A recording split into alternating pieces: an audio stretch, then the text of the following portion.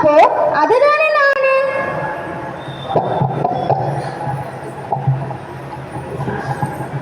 அப்போ அப்போ இந்த உடம்பு நீதானா? அப்போ நீ தூங்குற அப்போ அந்த கனவில் வரும் விஷயங்களை அறிபவன் யார்? நீ நல்லா ஆழ்ந்த தூக்கத்தில் இருக்கின்ற அப்போ நான் நல்லா தூங்கினேன் என்று அறிந்தவன் யாரு? இப்போ நனவில் நடக்கின்ற விஷயங்களை அறிந்து கொண்டிருப்பவன் யாரு?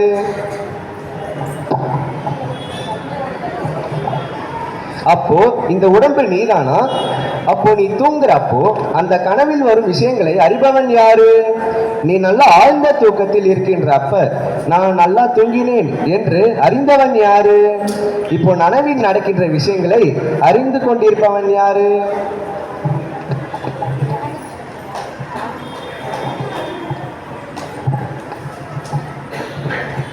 அம்மா நான் அடிக்கடி சொல்கிறேன்னு கோச்சிக்காதீங்கம்மா. இருந்தாலும் சும்மா நம்ம அப்படியே கேட்டு தெரிஞ்சுக்கிட்டே வருவோம். ஃபஸ்ட்டு பார்த்தீங்கன்னா சீடன் வந்து குரு கிட்ட சரணாகதி அடைகிறாரு.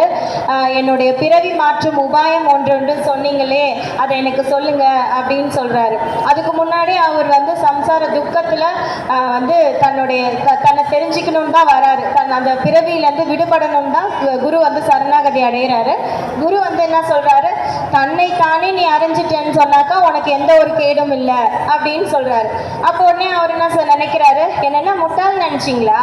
என்னை பத்தி தெரியாமல இருப்பாங்க எல்லாருமே. எல்லா உலக மக்களும் தன்னை பத்தி தெரியுமே, நம்ம யாரு என்னன்னு. அது தெரிஞ்சா உடனே பிறவி போயிடுமா அப்படின்னு சொல்லிட்டு கேட்கிறாரு.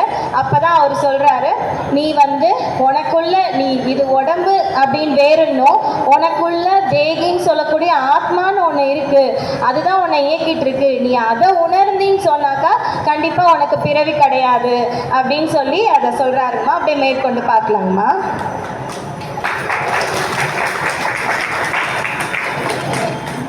ராகவா, அதோ பாரு, ஒரு குருவி அழகாக பறந்து போகுது. அட எங்கம்மா காணா? அதோ தெரியுது பாரு ராகவா, அந்த பச்சை கலர் வீடு பக்கத்துல. அட ஆமா, அங்க இருக்கு. குருவிய நேரா காமிச்சப்ப உனக்கு தெரியல, ஆனா பச்சை கலர் வீடு பக்கத்துல காமிச்சப்ப உனக்கு நல்லா தெரியுது இல்லையா? ஆமாமா. அது போல குரு நித்தியமான பிரம்மத்தை நேரா அவனுக்கு சொன்னா புரியலன்ட்டு அழியக்கூடிய ஜட பொருளை முதல்ல சொல்லிட்டு அப்புறம் நித்தியமான வஸ்துவை காட்ட போறாரு. பாரா, பிரில்லியண்டான குருவா இருக்காரு.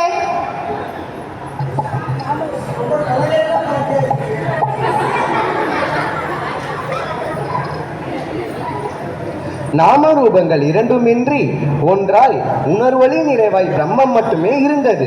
அந்த பிரம்மத்தில் நீ பார்க்கின்ற இந்த ஐம்பூத விகாரங்கள் எல்லாம் பிரம்மத்தில் மாயா சக்தியால் உண்டாக்கப்பட்டன.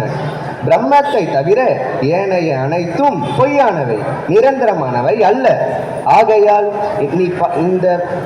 ஆகையால் இந்த கற்பனை என்றே சொல்லலாம், அத்தியாசம் என்றும் கூறலாம்.